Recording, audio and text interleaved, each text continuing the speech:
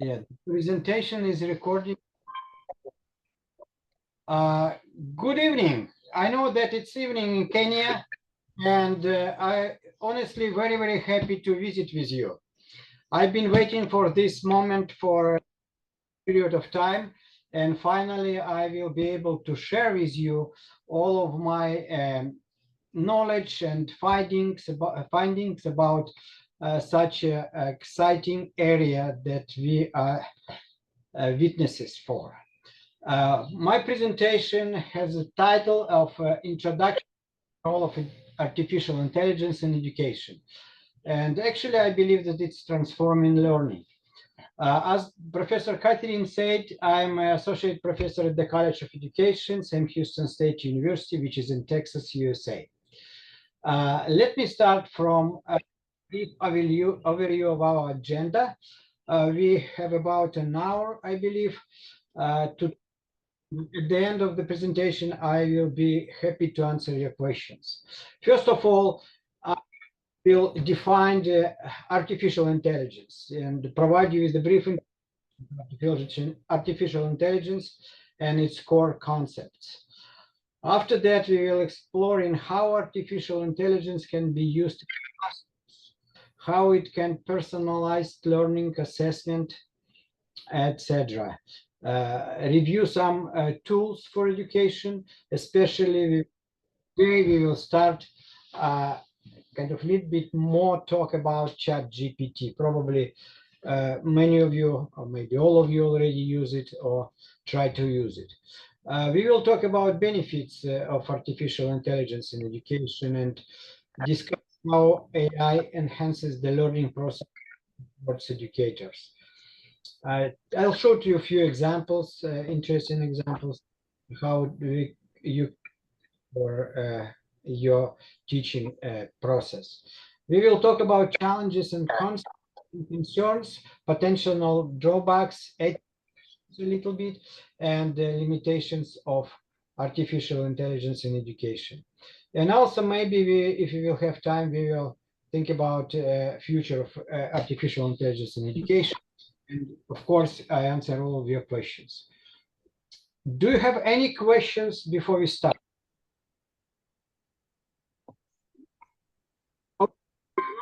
Great. We have almost 90 participants, 89 participants, and we are going to start it. What is artificial intelligence? In a very simple kind of definition, artificial refers to the simulation of human intelligence in machines that are programmed to think, learn, and perform tasks that typically require human cognition. So artificial intelligence actually simulate a human cognition. And the key concept of artificial intelligence, key concepts, of course, not all of them, it's a machine learning. Machine learning is based on the algorithms that enable machines to learn over the time. Learning, which is ability of machines and of course IT machines to understand and interact using human language. Computer vision, machines interpret vision based on visual input. You're probably aware about face recognition. Nowadays, when around the world, we actually don't need to do anything except that look at the camera and go through customs one country to another. And of course, robotics, IT control machines performing physical tasks.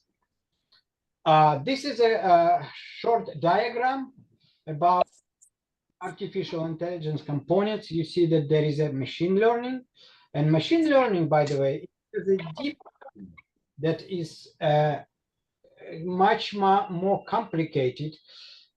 We will talk about this, and I prepare a short 6 minutes video for you to watch about this. A natural language processing, you can see it here a little bit at the bottom. Computer vision, of course. Let me start my video for you. No, it's not my video, but the video that I found for you that explains a little bit more about machine learning and deep learning. It's about 6 minutes. it's coming. State Farm was trying to charge me $197. Thank you. I got a friend who told me about this website. Now, Okay. We are still a long way from achieving true raw AI. Look at this. On one side, there is a simple calculator, and on the other, a self-driving car. Both are machines, but they work in completely different. The calculator follows exact to give the correct answer every time, while the self-driving car learns from surroundings, constantly adapting and improving. Difference in how they operate is what makes modern technology so fascinating. Artificial intelligence is a big part of our world today.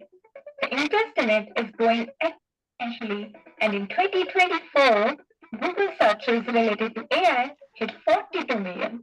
So it's important to understand what does this really mean. When you dive into the world of AI, you'll come across terms machine learning and deep learning. While these terms are often used interchangeably, they each represent unique aspects of AI.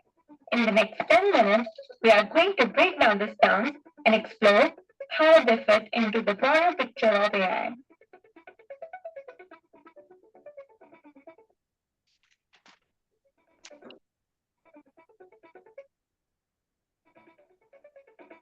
Alright, let's start with the big picture AI or artificial intelligence. AI is essentially the idea of creating machines and software that can perform tasks that typically require human intelligence. Anything from understanding speech, recognizing images, problem solving, and even making decisions. Think of AI as the brain behind smart assistants like Siri, the algorithms that recommend what movie to watch on Netflix, or the systems that guide self-driving cars. It's an entire field of study ranging from simple systems that play checkers to complex systems that can beat world champions at chess. You see terms narrow AI and broad AI. Narrow AI is designed to handle a specific task. It can be really good at one thing, much else. On the other hand, broad AI will be capable of understanding, learning, and applying knowledge across a wide range of tasks, just like a human. But we are still a long way from achieving true broad AI, and it remains more of a futuristic concept for now. Next up, we have machine learning. This is where things start to get really interesting. It's of artificial intelligence. If AI is the brain, then machine learning is the process of teaching that brain how to think. In machine learning is a method of data analysis that process of identifying patterns and make decisions with minimal human intervention. Think about your email spam filter. It wasn't manually programmed to recognize every possible spam email. It learned. It learned what to type by analyzing thousands of emails, identifying patterns, and then applying that knowledge to new emails. Over time, the more data it processes, the better it gets at spam. Machine learning is further categorized into supervised, unsupervised, and reinforcement learning. We'll explore these methods in details in upcoming videos, but in short, supervised learning uses labeled data to predict outcomes, unsupervised learning finds patterns in unlabeled data, and reinforcement learning to make decisions through rewards and penalties from interactions with an environment. Zooming in even further, we have deep learning or DL. It's a subset of machine learning, a specialized type of machine learning. But instead of using simple algorithms, it uses complex neural networks, essentially a web of interconnected data. It attempts to simulate the way the human brain works to process data and create patterns for decision making.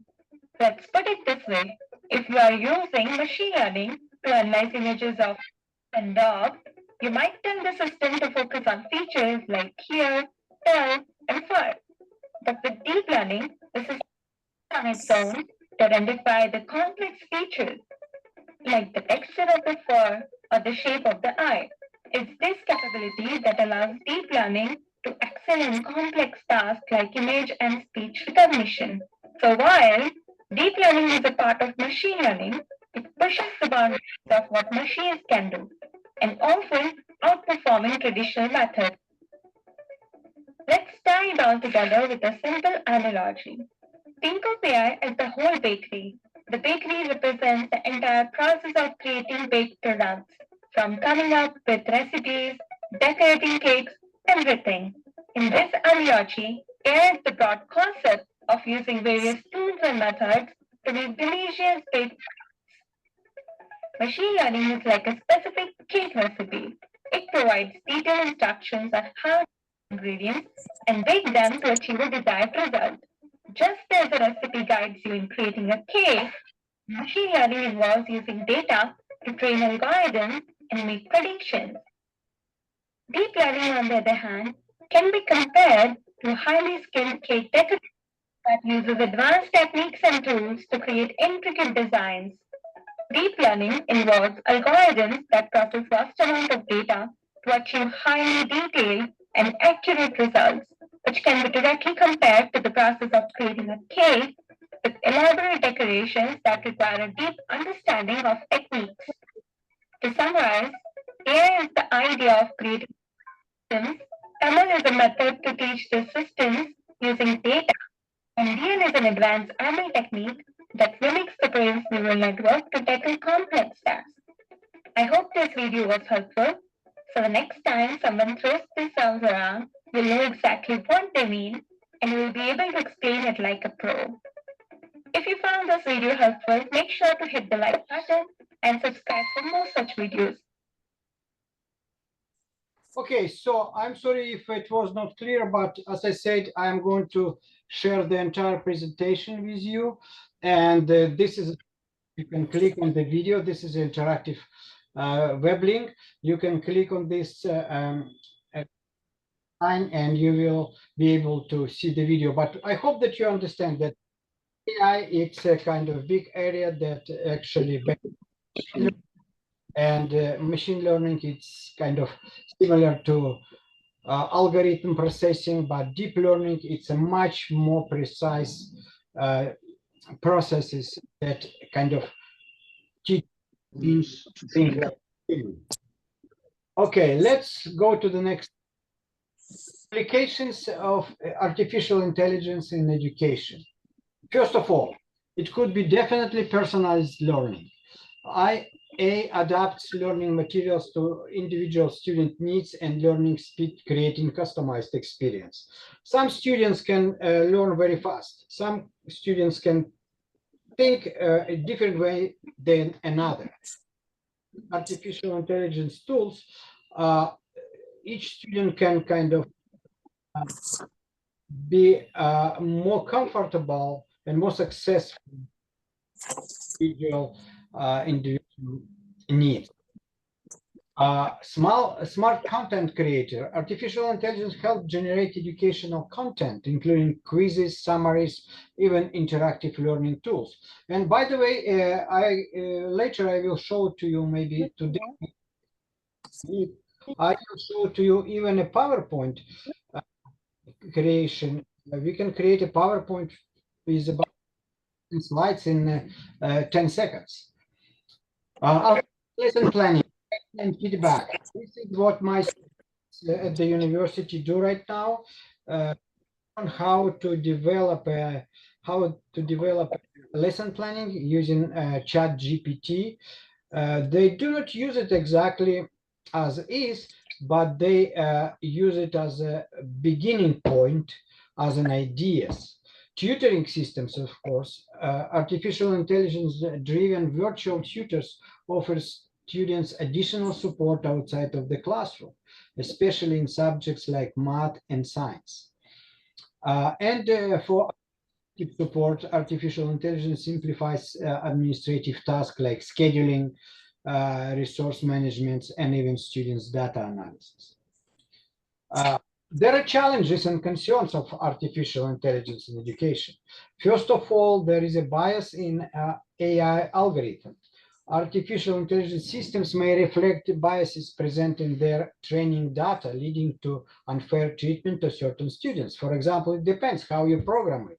I know that some of the experts from Kenya are now working on Llama 3.0 project, and it is a tool that allows to develop some kind of products, and depends on the way that it will be developed. Probably people can see one outcome or another. Data privacy and security. With artificial intelligence handling a vast amount of students' data, even teachers' data, concerns around privacy breaches and data security. Teachers' dependency on AI. Teachers' dependency on AI.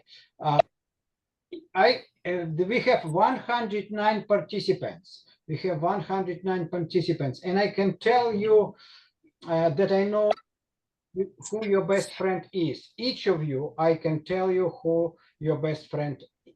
Halo, pole sikuona mshtuko yako. Niambie. Nzuri sana.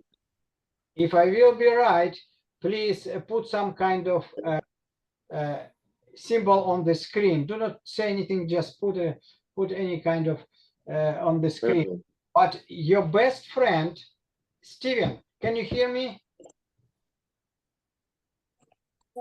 Okay, wacha nipigie huyu jamaa. Okay, your best, everybody's best nowadays. Dr. Andrey, let me interrupt. Please, can everyone mute his video and audio, please? Let's all mute. Richard, if you can do it from your end, just mute everybody. Sorry, Andrey, for that. Okay, but this is what I was going to say. Each of us has a one best friend, and your best friend and my best friend is always with us, and this is who this friend is, or what this friend is. So we call it an addiction, dependency. The same thing with the AI, teachers' dependency on AI. Very relaxed AI systems, teachers can use it all the time, and it may reduce the role of human intuition and creativity. A digital divide. Access to AI-driven tools may be limited to low-income regions, because all of the artificial intelligence tools or machines or robots, actually all of them based on the internet. And no internet in a remote, probably no access to artificial intelligence. So this is where the digital divide is coming from. And there is also ethical concerns, this kind of concerns about how it use information that we get from the artificial different tools, for example, ChatGPT. Let me go to the next one. Talking education, we always talk about literacy. And in the contents of education, refers to the ability to read, write, understand information effectively. It enables individuals to communicate, learn, and engage with the world. It also encompasses the skills needed to critically analyze and apply knowledge in various content. But in the modern education, literacy extends beyond the traditional reading and writing to include the digital, media, and technological literacies, which are crucial for navigating today's complex information-rich environments. Summarizing a variety of definitions, digital literacy and related computational thinking, the set of the skills competencies would include, first of all, information skills, skills, of course, social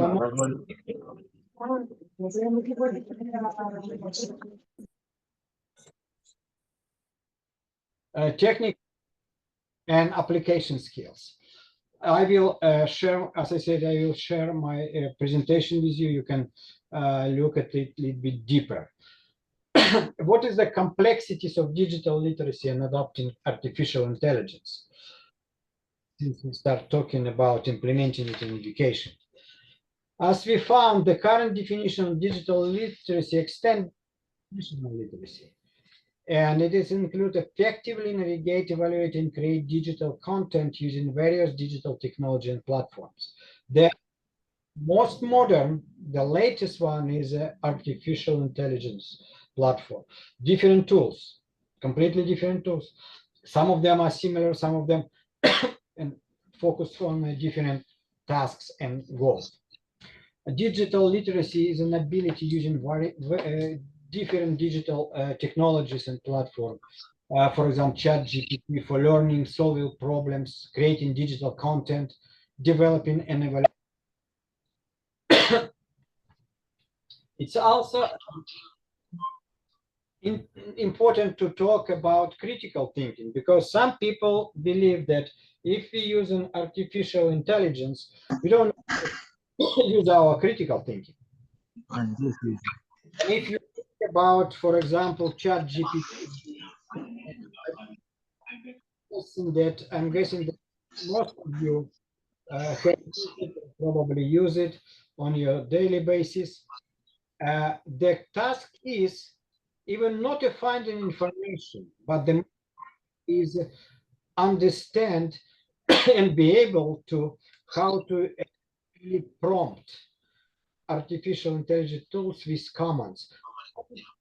How to effectively ask the tool in order to get looking for what we would like to get a result of our request. Important to take for consideration evaluation of responses. All students engaged with artificial intelligence and ChatGPT in particular, they need critically evaluate the responses provided by the AI model. For example, if I ask ChatGPT, give me a list of the literature talking about the history of Kenya, provide me a list of the books or articles, including authors' names. ChatGPT will give me a. If I try to find the book, I won't be able to do this, because what does it do? It just gives me as a sample, as an example. It gives me a real name, the author, but not the real books. That's why if students uses artificial intelligence tools without any kind of evaluation, without any kind of they won't be able to be successful.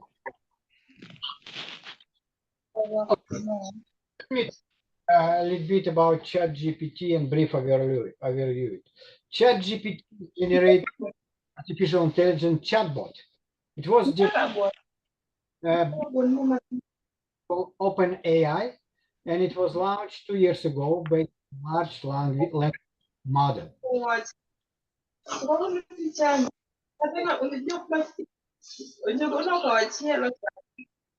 Somebody. Yegon Bernard, Lancy, Wendy, please mute yourselves. Mute both your audio and your video. Oh, thank you, Professor Catherine. Okay, so it is also an advanced conversational model developed by OpenAI, and they come all the time. They kind of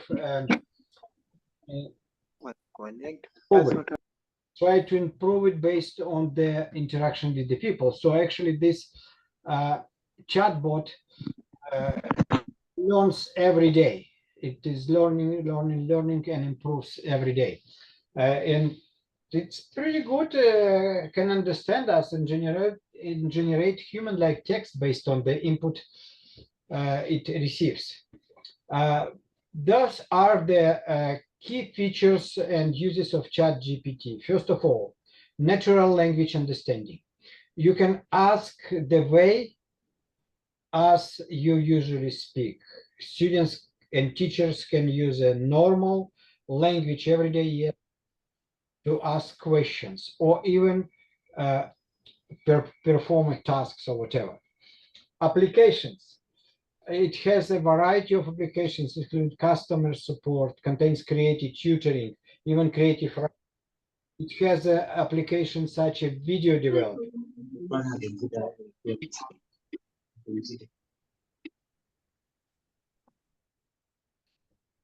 Continuous learning, I already mentioned about it. And there are some limitations, of course. Because of the capabilities, can sometimes produce incorrect or nonsensical answers and real-time awareness. I already gave you an example with a literature review.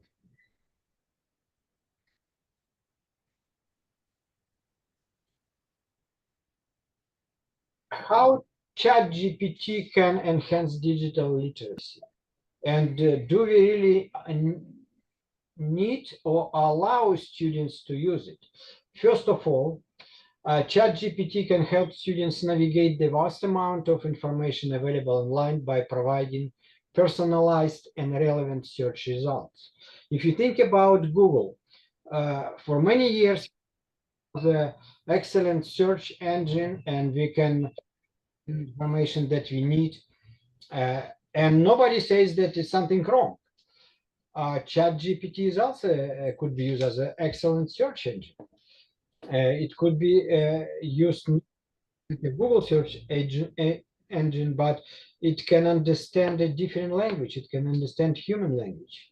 It can understand much longer sentences and questions. It could be personalized, of course, and provide a personalized learning. ChatGPT students' responses and learning materials based on the user skills levels. For example, if a student from elementary or primary school ask questions ChatGPT and work with ChatGPT for extended period of time, ChatGPT can understand that this is a child. Or if a professor from a university start communicating with the ChatGPT, it also understand that it's a kind of expert in certain area and will be able to information or communicate in a different way. Accessibility, this is a very important. Students with disabilities use text-to-speech or speech-to-text functions. It could be enable users interact with digital content more effectively. We can translate digital content into digital languages. For example, today I learned that in Swahili, we can say in the evening, habari ya Johnny. And this is what I learned from ChatGPT. We need to learn one more thing, how to say, please, in Swahili.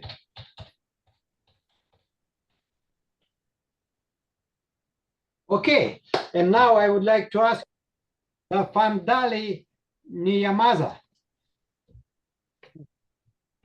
So, bridge the digital divide, of course. Artificial intelligence driven initiatives can help bridge the digital divide by providing access to digital literacy resources and training programs for underserved communities and marginalized population. ChatGPT can serve as a virtual tutor or mentor. For instance, if I do not speak language of their parents came and bring the students with them, he or she will be able to feel more comfortable using ChatGPT virtual tutor or mentor. Okay, be much more interesting conversation. I would like to ask everybody, Tafadhali Niyamaza. Tafadhali Niyamaza. So, artificial and ChatGPT with cheating, plagiarism, and academic integrity. You can hear everywhere. You can read from articles You can learn from people. We use artificial intelligence tools, and ChatGPT in particular. Plagiarism. Okay, let's look at the definition of plagiarism. The practice of taking some work or ideas and passing them off as own, this is a plagiarism. But can we say that our machine or a computer program, for example, ChatGPT, it's someone? Someone it relates to person. So based on the plagiarism definition. If you go to the intellectual property definition, we can see that it says, in terms, intellectual property is any product of the human, look at this, human intellect, okay, that the law protects from unauthorized use by others. Can we admit that artificial intelligence tool, different tools of artificial intelligence, and ChatGPT is a human? So this is a very serious question, and it's a big discussion. Now, we ask ChatGPT this question: are your responses to my questions covered under public domain, as you just defined, the body of works or intellectual property that is not protected by intellectual property laws such as copyright, patent, or trademarks? And this is what ChatGPT said. As an AI language model, the responses I provide are not subject to intellectual property protection and are not owned by any individual or entity. Therefore, my responses can be considered as a part of the public domain, can be freely used, modified, and distributed without attribution or permission. So, however, please note that the information provided by me, ChatGPT says, is intended for general informational purposes only and should not be considered a substitute or professional advice or guidance in any specific fields. So we can say that using a chat or other artificial intelligence tools for our work, for teaching, for preparing lessons, for analyzing or something like that, it's okay from the point of plagiarism or cheating. The only thing that's important to include is kind of citation. We can cite ChatGPT, and I'll show to you you can do this. Another thing that also you have to take for consideration, there are some artificial intelligence detectors. They identify AI generated. For instance, if my student bring me work and I feel that it's not a human kind of writing, I can use a different artificial intelligence detectors, and I put all of the working links for you. You can check them online, check them at home. They are all working. You can see that these detectors can actually find the percentage of artificial intelligence tools used for developing some kind of paper or publication or essay.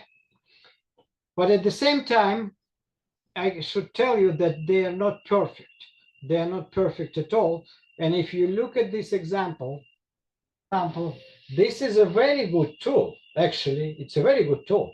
And how it works, you can develop some text with a ChatGPT, for instance, or with any other artificial intelligence tool, and you can insert it into the search window using this tool, and it will tell you how many percent, what is the percentage of the AI was used. But at the same time, you can ask this tool, please humanize my text. And the tool will humanize your text. You can run it again through the detectors, and it will show to you significantly smaller % of AI included. Great tool, it looks like. Again, the question is arising, is it a cheating? Is it plagiarism? This is what we have to think. But this is what was done. Some took a piece of American Constitution, US Constitution, and ran it through this undetectable AI detector, and almost 85% of the speech was detected as an artificial intelligence work. So that it looks like American Constitution was written by AI, if we trust this AI detectors for 100%. So they're still under the development. They're still under the development, but in general, they can show something. In particular, you as an educator can take for consideration if you feel that your students did not do their work by themselves and use AI tools. Let's talk about how it is possible, or what is the good ways artificial intelligence for students. How can we guide students? What do we have to encourage, and what?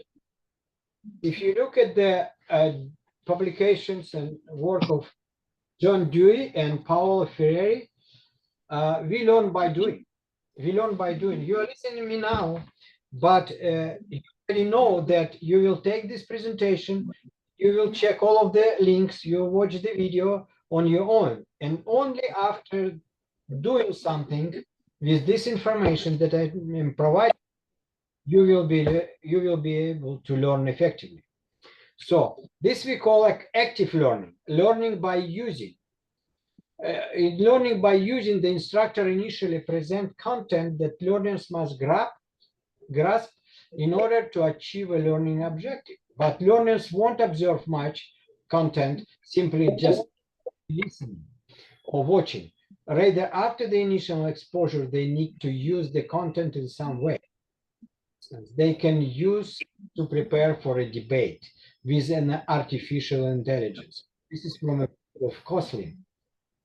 Using AI to develop edit learning materials and learning activities. So I am trying to say, that artificial intelligence tool, it's a wonderful, and you will see several examples how to use it, and several tools that you can implement into your work. But do we have to think about plagiarism, cheating? Do we have to let students to use them? I think yes. I think the answer is yes. We have to use them, and I don't think that it's a cheating or plagiarism. It is the way that they use it. And by the way, there is a link. Let me show to you. There is a link that you can use and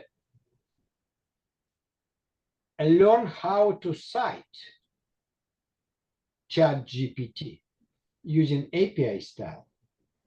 There is a whole article. Thank you, Alphonse, for sharing it with me. And this is a whole article that will tell you how you can cite ChatGPT in your work, in your publications.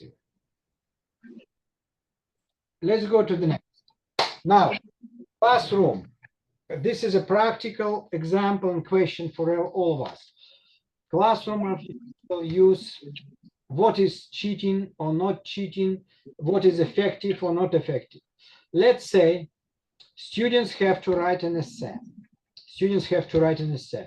And the upper part of this list belongs more to artificial intelligence creation.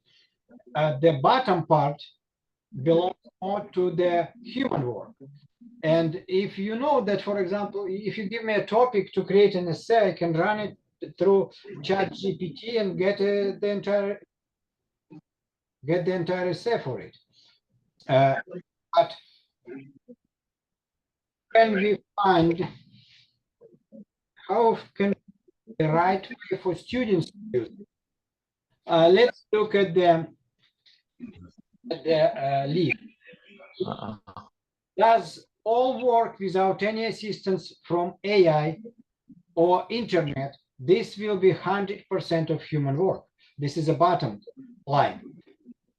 If artificial intelligence does students' work for them, with or without or through by the students, taught by the students, I'm sorry, this is 100% AI. But if you start moving from the top to the bottom and from the bottom to the top, let's see what will happen. Students write all content, but ask artificial intelligence for feedback to improve.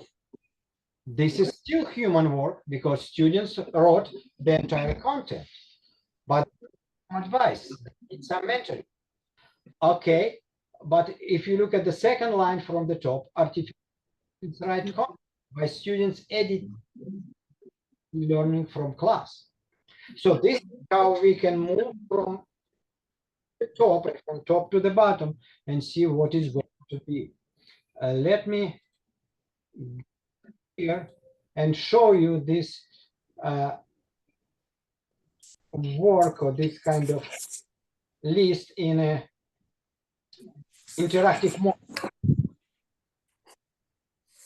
Artificial does students work for them with no thoughts by the student. This is not fair work. This is what we don't want our students to do. Students does all work without any assistance from artificial intelligence or internet.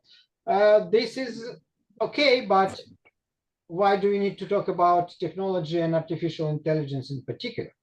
Let's see next. AI write content for, but students edit it based on the class. Or students all content, but students writes AI generates own improvement ideas. See the difference? Students can include their own, its own improvement ideas. Students consult internet and AI for writing ideas, but creates content on their own. AI generate multiple drafts. Students choose best part. Students gather starts research via AI, but creates all content on. So get some ideas and starting point. Students write bullet points to include, but AI writes the draft. Students write a draft, AI writes a draft. Students adds best AI ideas. So they collaborate, they work together. And we are coming to artificial intelligence guides students through writing process as a write. This is what we want to get. And students create content until stuck and ask artificial intelligence. The size of the size. So this is the kind of collaborative work with artificial intelligence, and what we would like to have for students to achieve, it's a middle part. Artificial intelligence guides students through writing process, writing coach, or student creates content until stuck or have some question and ask artificial intelligence for help to move. And as I said, you will be able to get this from my slide once you click on. This is the author of the book Artificial for Educators. His name is Matt Miller. Actually, he is conducting research on artificial intelligence in education now.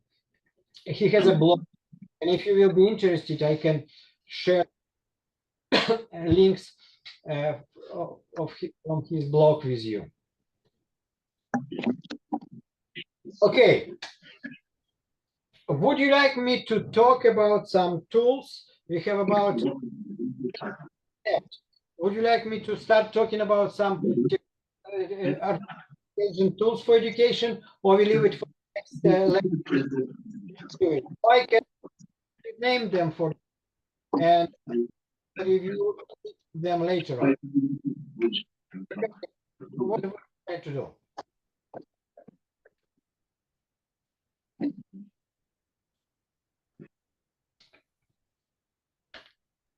Let's talk about them. Let's start talking. Okay, let me briefly them for you.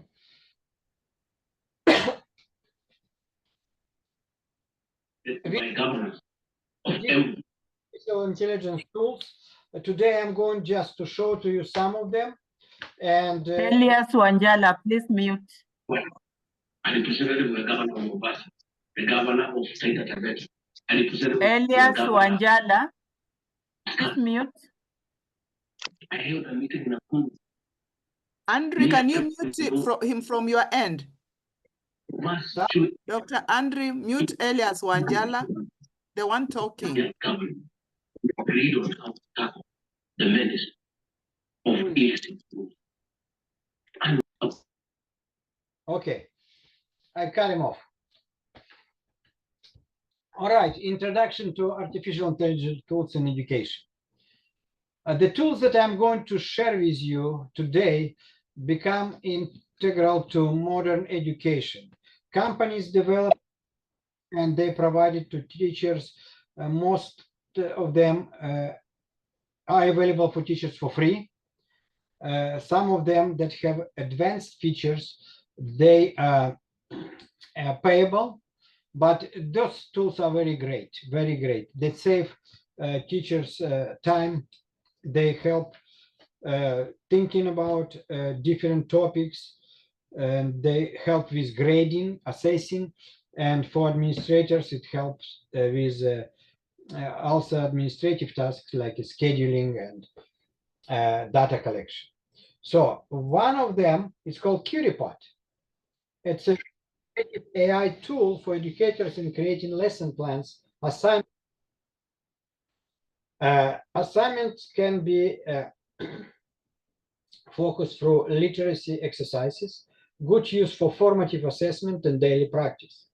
Students join using a joint code, like a Kahoot, for instance, and can see real-time feedback from the artificial intelligence. There is a good gamification writing experience. Key students like playing games, and it increase engagement. So the name of it is QueryPod.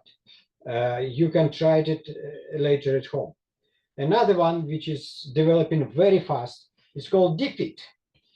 I type in write a letter to a friend using grammar, and it is helping you to develop some letters, develop some sentences, use a vocabulary for pre-teaching.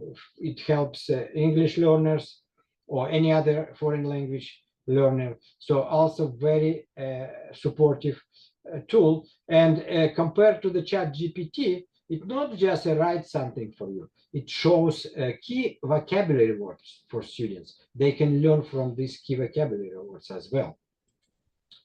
Magic School. Wow, this is a complex tool. It has so many different things to do. You can develop a lesson plan.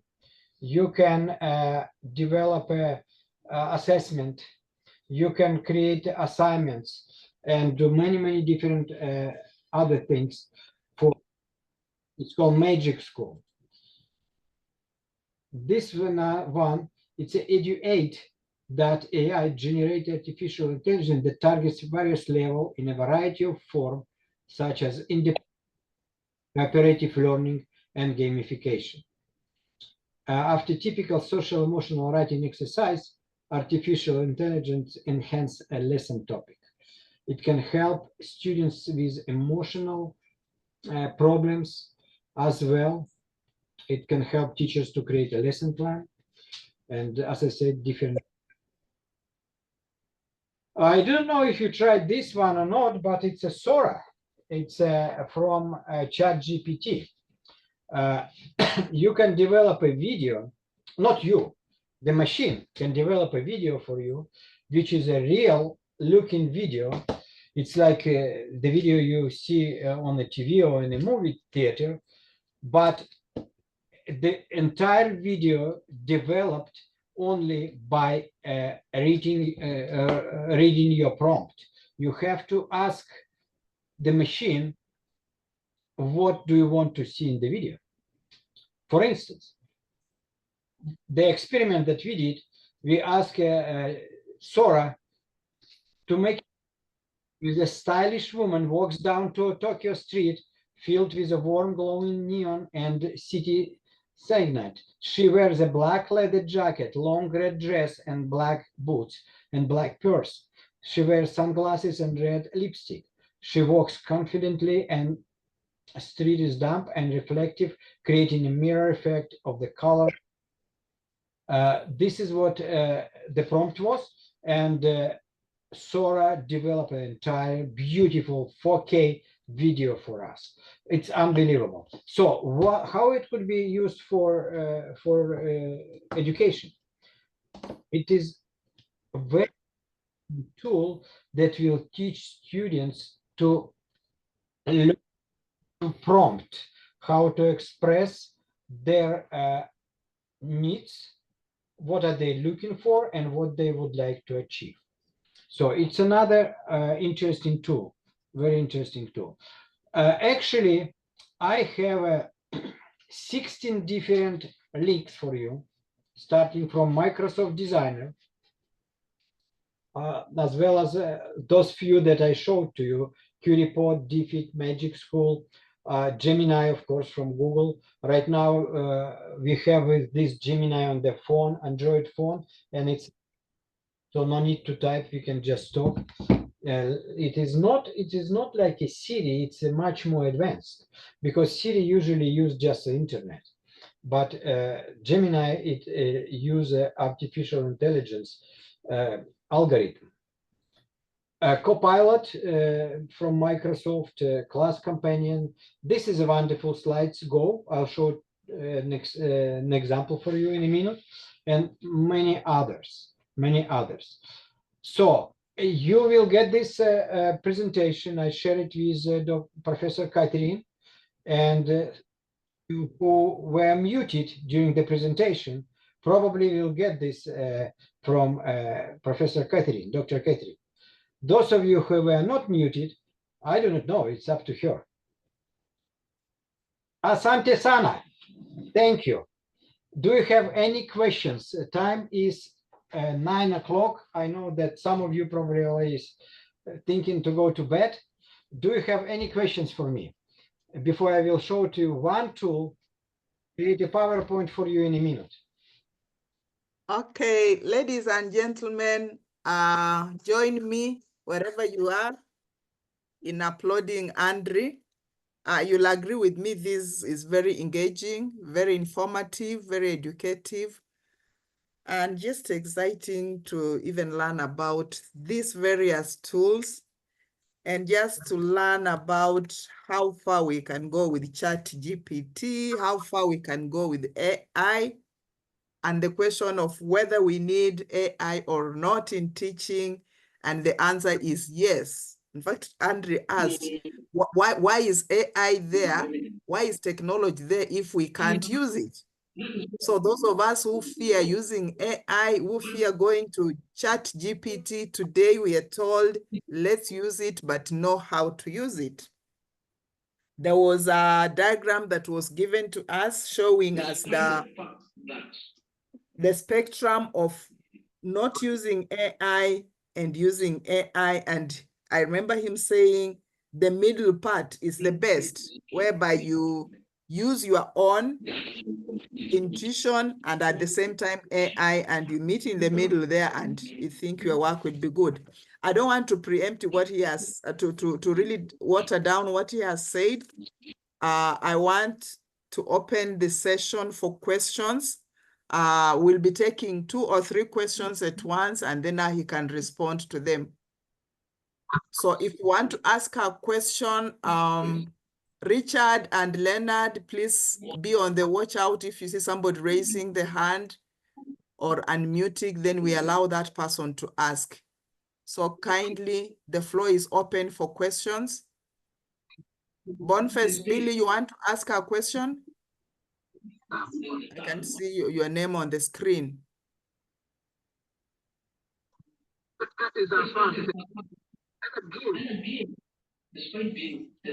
Time for questions.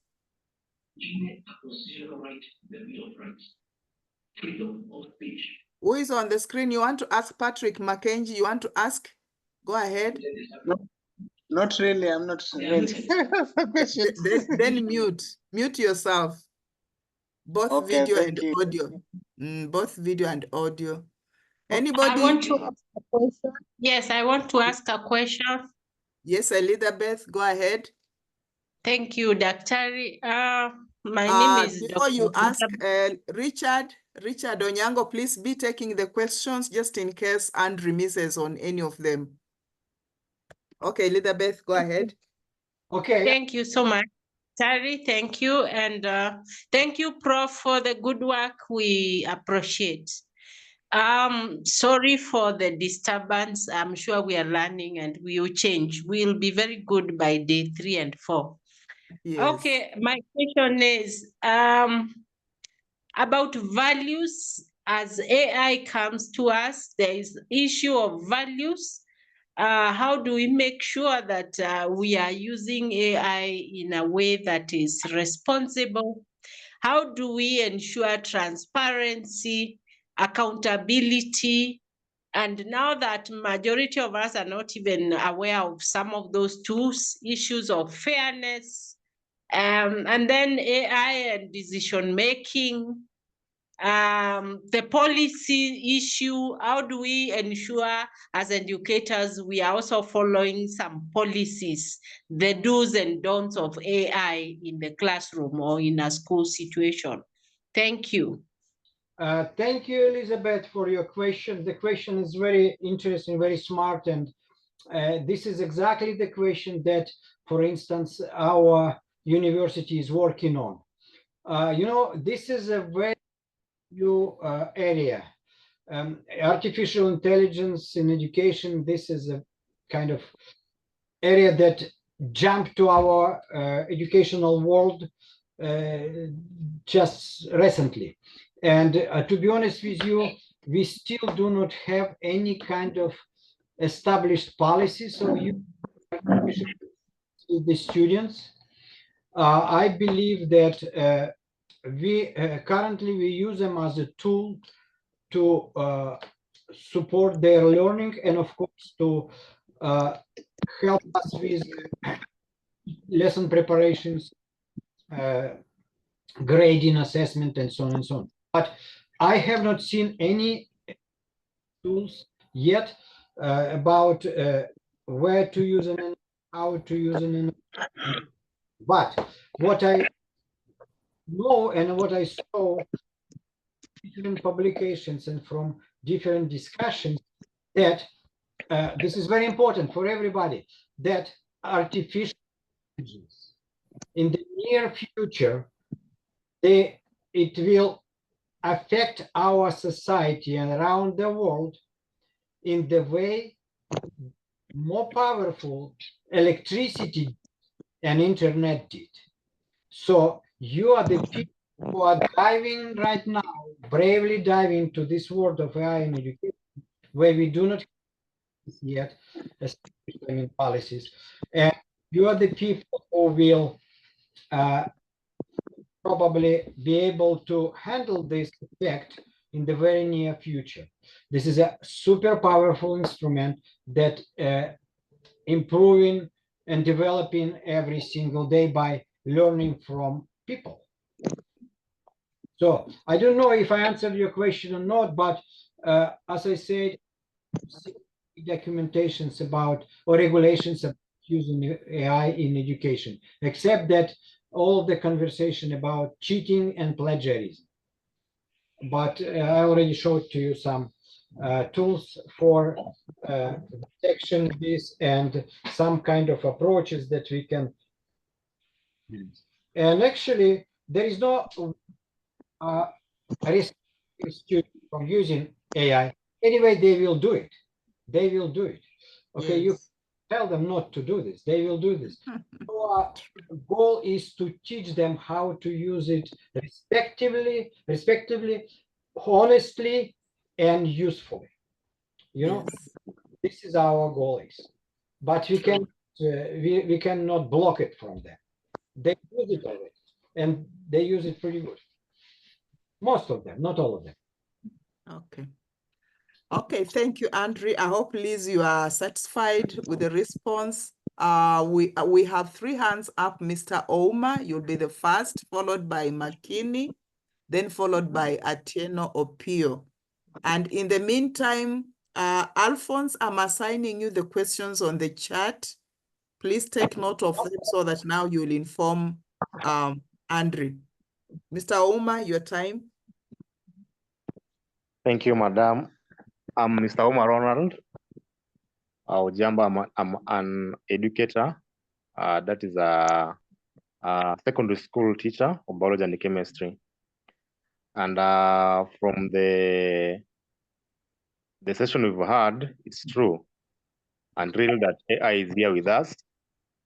And we have to actually collaborate it into our daily activity as educators. Then my question is, as this development continues, is there any framework that has been put in place to try and or reduce the gap between the more advantaged and less advantaged communities?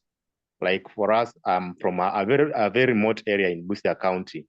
So there is a high chances that the consumption of AI is going to be very low as compared to those communities that are in city. So definitely that one will affect the quality of education in those two divides. So the question is, what is being done to ensure that there's no very big gap created as a result of incorporating and collaborating, using AI in education? Thank you.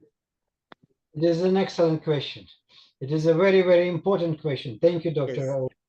Right now, we are working on the research to close the gap, underserved communities and overserved communities, especially when we use technology or artificial intelligence tools.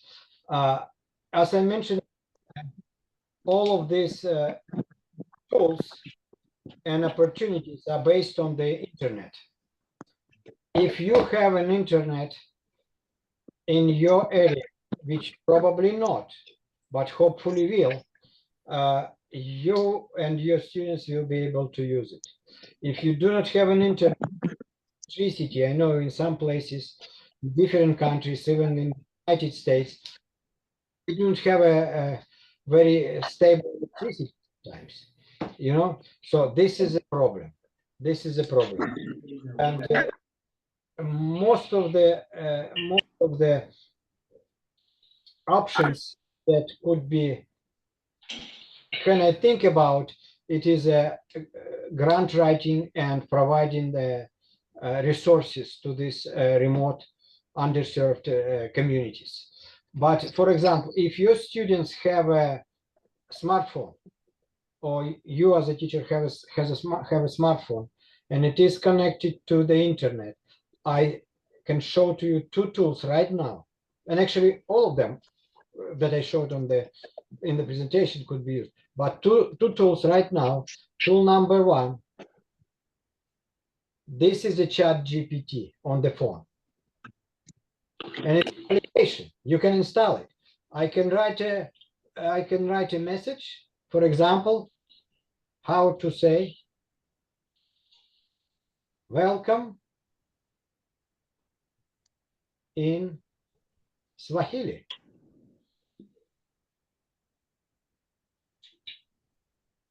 And it told me karibu.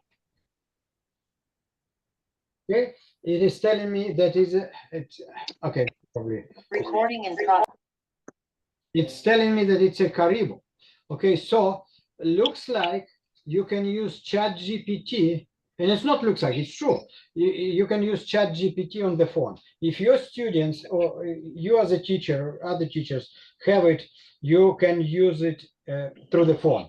At this time, I believe that everything will should go to the better. There is another one on Android, it's called Gemini. And if I go to Gemini in my Android, I have a Gemini in live, and I can ask questions. How to say thank you in Swahili? Thank you can be said in a few different ways in Swahili. The most common and general way to say thank you is asante. However, if you want to be a little more formal or emphatic, you can say nashukuru sana, which translates to I thank you very much.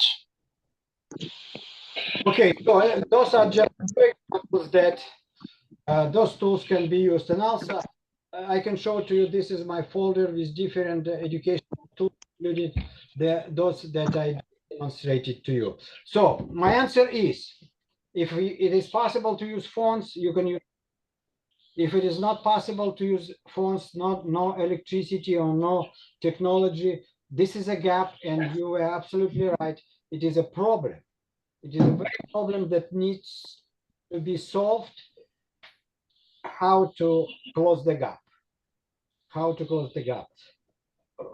Right now, way grant writing to provide resources, but hopefully, time, because of the development of technology and technology becoming less expensive, maybe it will come to the different areas for different people.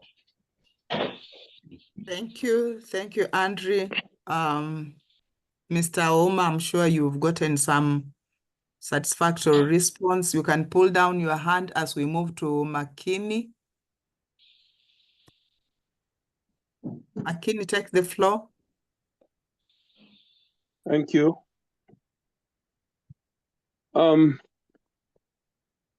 My name is Makini Getuno from Egerton University, and I work in the area of educational technology, particularly on the e-learning side. And one of our greatest issues right now is to automate our content development, because this has been one of the biggest problems for lecturers to develop engaging content for use by students. So we use traditional methods to train them to use storyboards and templates that we have developed over the years and improved to have a similar experience for all learners. So while I really appreciate the presentation with the many tools that we have been shown about the Magic School and the rest, I have a question to the presenter, particularly regarding the best tools that could be used for content creation. I'm particularly interested to find the best or some of the most widely used tools for content, particularly within our Moodle platform. And number two, sometimes I've seen certain tools that are there, but they are not free. So while we are looking at these solutions, I'm afraid that AI that is worth its salt is not going to be free for educators, and that perhaps there's a premium on good AI algorithms that or programs that can be used. What is your opinion about this? That is about the future of AI. As more and more people embrace AI, it may become a costly affair and also misleading for those who get what, for lack of a better term, cheaper sites that do not give accurate data at the end. Thank you. Thank you, Mr. McKinney. Let me start from the last question about price. You're absolutely right that most of the tools, they have two options. Option number one is a free, and option number two is a premium, advanced. It has much more features, and we have to pay. This is absolutely right. What can I say? It's understandable from the point of the developers. They put some resources, people who work on this, they put some effort, so they have to get some kind of specific profit from that. But even as of now, even the tools that are free, they are pretty good. They're pretty good, at least for us to get started.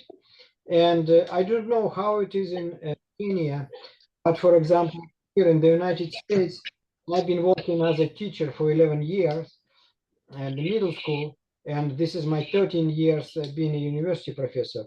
I know that if some tool works very well for me as an instructor, as a teacher, I can approach to my administration, put a request to pay for the advanced option, for the premium edition, or whatever. Of course, some kind of justification needs to be provided. They said to start from the what we have for free right now, and it will teach us a lot, and teach our students a lot as well. You also asked me about a tool that could be used for content development.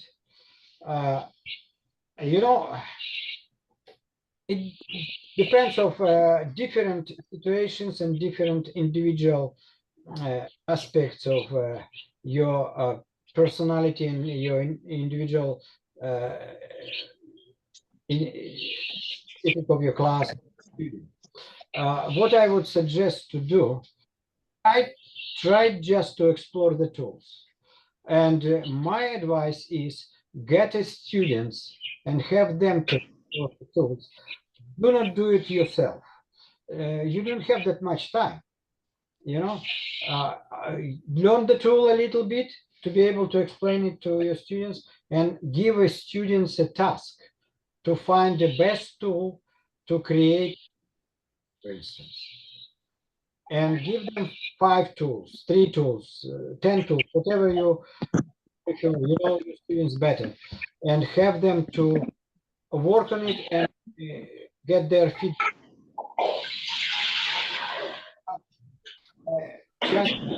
Develops. I can show to you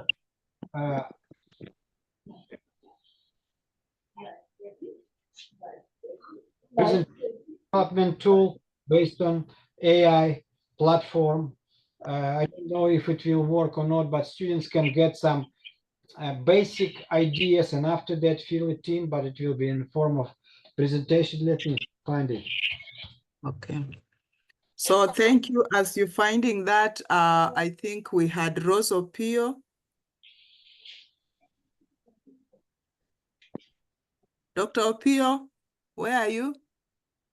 After Dr. Opio, I can see David Omolo. Then now we'll go to the ones online, the ones in the chat. So Dr. Opio, take the floor. Is he still here? Is Dr. Opio still there? Okay, we go to David Omolo. Yes, thank you so much, Prof. Oh, you're very welcome. Hello. Yes. Yes, thanks so much, Professor Sora, and the team for this wonderful session that we have just had. We'll just think about magic schools and virtual schools. To me, is, can it be a big solution to reaching the most vulnerable group, the rural poor? Because, like for example, in Kenya, the physical infrastructure, the physical schools, putting up a school has been a nightmare, and most students are not able to attend physical schools because of lack of physical infrastructures. You know, putting up a building is too expensive. Again, the number, given that in Kenya we talk of education for all, given the big number, don't you think we can look at virtual and magic schools merged together to solve our problem? Two, I was just wondering aloud, the use of AI and learning by discovery. You have talked about active learning, that's learning by using. And look at CBC talk of learning to learn.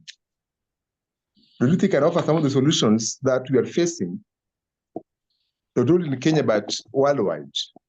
The large number of students, few number of teachers, changing skills and technology, which needs teachers to be in service almost every day. See, like today, the TC is trying its best to say that teachers go back for refresher courses. Don't you think this can be of great use, just like what we have in telemedicine, to solve the major problems with education? I think it could be used. Why not? It could be used. We already had an experience during the COVID-19 era, when all schools work on, not all schools, but most of the schools worked online or in a hybrid mode. I agree, but there are a couple things to consider. Number one, students and teachers have to have a good internet. They have to have a good hardware resources like computers, laptops, tablets, whatever they're gonna use. Those technical aspects. And another aspect, if you think about pedagogy and pedagogical psychology, educational psychology in particular, for students, especially K-12 schools, social emotional development is important.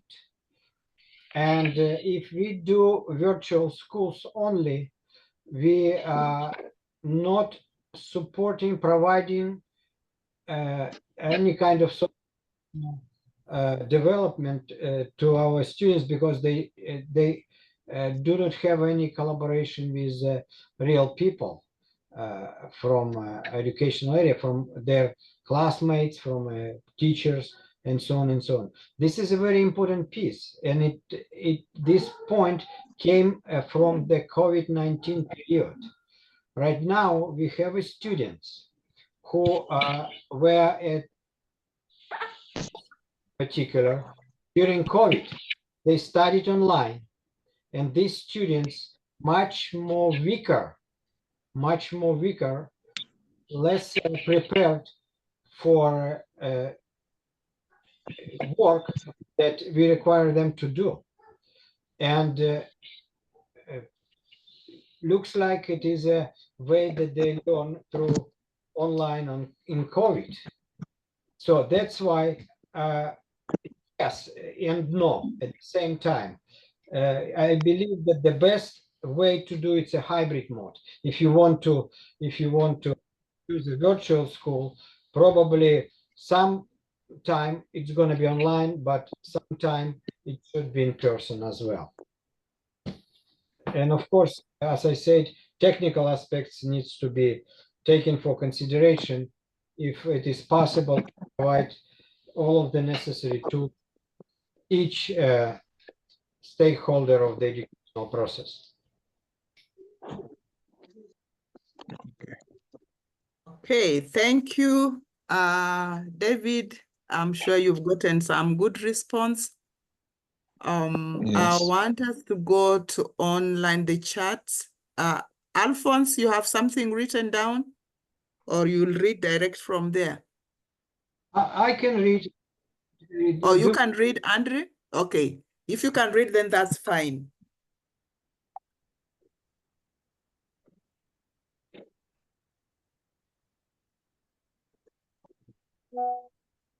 Okay, Andrew, you're getting the questions on the chat?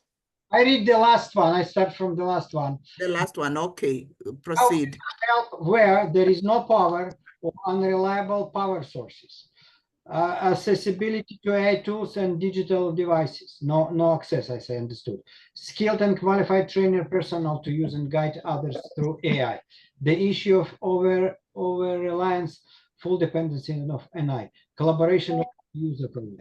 Okay, so if there is power, it's a question to the power companies or to the government. My advice, think about solar power. And probably talk to the local government or maybe anybody who is responsible about this. I believe that solar power in Kenya is a good way to go. But solar batteries still expensive, but they getting less and less expensive. Accessibility to AI tools and digital devices. This is a questions about money, and actually money for devices, for hardware and internet, and money for internet. Okay, so this probably again grant writing or finding a sponsor or request from the government. Skilled and qualified trainer personnel to use and guide others through AI. This is the easiest piece to do. You can find it's easier to find a qualified trainer personnel than build a power plant or whatever. So actually there are many experts around the world that will be happy to help you. The issue of over reliance, full dependency on it. Yeah, full dependency, you know, it's the same as a cell phone. How much do we depend on this? But as an adult, as a professional, we can manage it. If we manage it, it's going to be addiction. And once again, about helping you with the training personnel to use and guide over through AI, we can help you, no problem. We can help you. I will be more than happy to come and help you in person, or we do Zoom with Dr. Catherine. Please, how do we deal with in AI? Oh, this is a very good question. Excellent question. How do we deal with the fake data? Probably needs to recheck via different sources, but usually AI is a very, how would say, pretty precise. The people who develop these tools, they are taking care of this. Because if people will get fake data from their tools won't be used and they won't get any profit from that. So the same as we deal with fake data from online. What about AI in use environment? I don't see any environment impact with AI. Nothing wrong with this. There is no any additional technology, no any additional materials that is not friendly to environment to use. It's programming languages. I mean, it's algorithms. There is nothing to change. It's to make AI sustainable. It is power intensive. Again, it's not we as an educator to fix the power. Probably it is a good idea to bring attention to companies who work on AI tools to think about how they can develop these tools less power intensive. Maybe this is the only way, but we cannot work on the power issues. AI uses creating power imbalance, those with AI tools and those without. For example, some technology developers give discounts of free use of some institutions, especially abroad. How can we get such opportunities for our universities here in Kenya? This could reduce power imbalance. Okay, so to get these opportunities at the universities in Kenya, my advice is to search for grants, collaborate with different companies, different institutions. Asking questions is a sign of intelligence. It's not just keep moving and you will reach your goal. Only this way. Money will come from funds, from grants, from sponsors. And in order to do so, you have to provide a good proposal, have a good ideas, and be able to describe your idea of it in a very clear way for the sponsor to jump on it. Many tools are not free, which is a free. The tools that I provided for you, in my presentation, mostly free, or at least the main part of those tools free. Okay, so looks like I answer all of the questions from the chat. And let me show to you, if you allow me to share my screen, I will show to you one interesting tool, just like a dessert for the end of our presentation.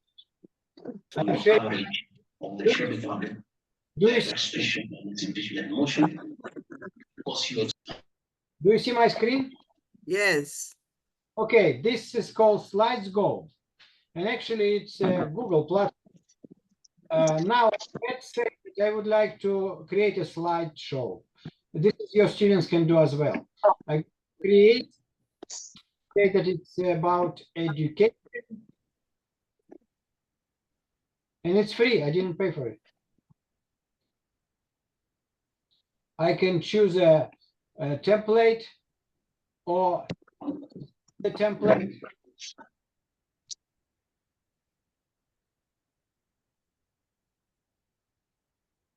I can choose a style.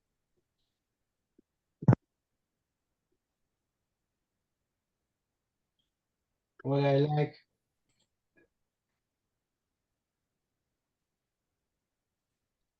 Or I can just go to the topic, I'm choosing a style, and ask for some presentation for me to be creative. Can you give me an idea? What do? Oh, let me use this. Okay. Closing. A motion of such magnitude cannot head to parliament without the functioning of the party at the parliamentary and without the go-ahead. Let me do this.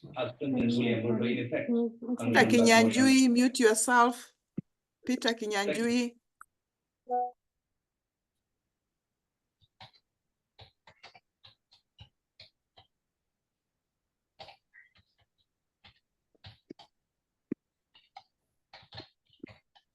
This is a topic of my presentation. The needs of power and internet in rural areas of Kenya. This is a presentation that I would like to present to a sponsor, for instance. Writing tone, professional, language, let's use English, number of slides, for now let's take 10. Style, colorful, which one? Futuristic, leadership seminar, let's go. And I say generate presentation. Let's see what it is. 1, 2, 3, 4, 5, 6, 7, 8, 9, 10. 10 seconds. Okay, these two spend 10 seconds and I have a almost presentation. Empowering rural Kenya, addressing the critical needs for power and internet accessibility. Slide number 2, introduction. Slide number 3, current state of power access, including pictures. You see the pictures, right? Slide number 4, Slide number 6, impact on education. Slide number 7, innovative solutions. Slide number 8, 9, and thank you slide. So of course it's a draft. Of course it's a draft, but you see how fast it was developed? 10 seconds, right? Yeah. Now using this draft and using the ideas, you can move forward and develop a presentation that could be presented when you will try to ask funding to help you. This is just one of the tools that I was going to share with you, and it has 2 levels as well. It is a free plan that I used, and it has a premium plan. I don't know, I even don't know how much it is. $23.99 per year. $23.99 per year. Day before yesterday, I went to the Chick-fil-A restaurant at the university. This is like a McDonald's, fast food. And I spent $10 just for sandwich. And those are maybe 3 trips to McDonald's per year. So some of them are not expensive, some of them. I'm not convincing you to buy anything, not at all. I just showed to you a quick example how powerful and how far those tools could be. And by the way, you can give it to your students and have them to create a PowerPoint. Your topic. It does not do it for them completely. It gives them some ideas, but makes it in a very exciting and fun and engaging way of learning. Thank you very much again for your attention. Thank you for giving me an opportunity to talk to you. I have a meeting in 20 minutes, and I would like to say, Asante Sana. Thank you so much, Andrew. We can't thank you enough. We really want to appreciate on behalf of this team of faculty members, teachers in high schools, student teachers. We're quite a good mix here. I want to believe each one of us is going home with something that we can go and implement so that it can inform our classroom practices, our education systems. And by the way, this thing might look small, but you never know, out of this lecture series, we might just come up with some policy paper, policy brief that we can go and inform KICD, Ministry of Education. Like, I want to talk about the issue of the divide, technology divide in rural poor schools. And I just wanted to draw on the example of calculators. Years back, we were not allowed to use calculators in schools. Nowadays, it is a requirement. Before a student even sits for an exam, they must have a scientific calc. Now, how about if we say we recommend to the ministry that now it is important that students have mobile phones because we want to incorporate AI or technology in our teaching. It might start small, but you never know. Eventually, that might be a practice, and moving forward, that technological divide might be reduced because there may be some cheaper phones on the market that students can use in school so that they can have the feel and the touch of integrating technology in their learning. So I believe as we proceed with these lectures, there are so many things we are going to learn. Those of us who are already experts in technology, there's always never enough, and you cannot be a master of everything. We'll keep learning from one another. So thank you so much, Andrey, for giving us another very engaging lecture after the one of last week that was given by Richard. And I just want to say thank you so much. Alphonse, do you have the schedule with you close instead of me searching for it so that we inform members our next presenter? I think it is Leonard. Leonard, are you in the house today? I didn't see your name. It's Leonard Wakoli in? Aha. Prof, yes, I'm in the house. Good. Right in. Here, Dr. Leonard Wakoli will be our next presenter next week. I can't remember the date. I'll check out the schedule, but those of you who are on the wall, you know we keep sharing that schedule so you know when we have the next presenter and what topic. So keep the pace, keep the energy. We still apologize that we are yet to unravel the issue of capacity. Today, Andrey, your Zoom account managed to hit up to 118. Last week, it only hit 100. So there was a slight improvement. The highest we reached was 118. But we are still exploring other options to see to it that all those people who have shown interest, expressed interest by joining the group are able to attend these virtual sessions. But again, I know we're going to share the recorded lecture, even the PowerPoint. Andrew accepted that he will share, plus any other information that he feels he has that he can share with us so that we learn even more. We continue learning from one another. So thank you so much, everyone, for creating time up to this far, 9:43 p.m. Allow me to end the session. Is there somebody who wants to pass a vote of thanks? Move a vote of thanks? A volunteer? A volunteer to unmute and move vote of thanks to our presenter, the organizers, and all of us. Dr. Joseph B., you want to do it? Becca has a question, right? Pardon? Becca has a question, or we finish with the questions? Oh, you want to give a question? Yeah, it looks like she's holding your hand. No, sir. I was volunteering to give a vote of thanks. Oh, Becca, nice. Go ahead.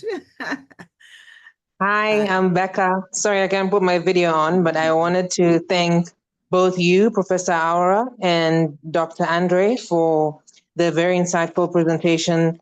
I feel like it's coming at a time when everybody is very cautious about the whole idea of AI and just demystifying not only the tools that are there, but how we as educators can use them. I feel like that was just a gold mine. So I truly appreciate your time and your insights. God bless. Thank you very much. Thank you, everyone. We can clap our hands as we live Thank at you our so own much. pleasure. Thank you so much. Be blessed. Thank you. Thank you so much for the insight. Yeah, those in Kenya, good See night you. for Andrew and Alphonse See you. and Thanks so Becca much, and whoever Prof and else. the team. Yes, thank you. We appreciate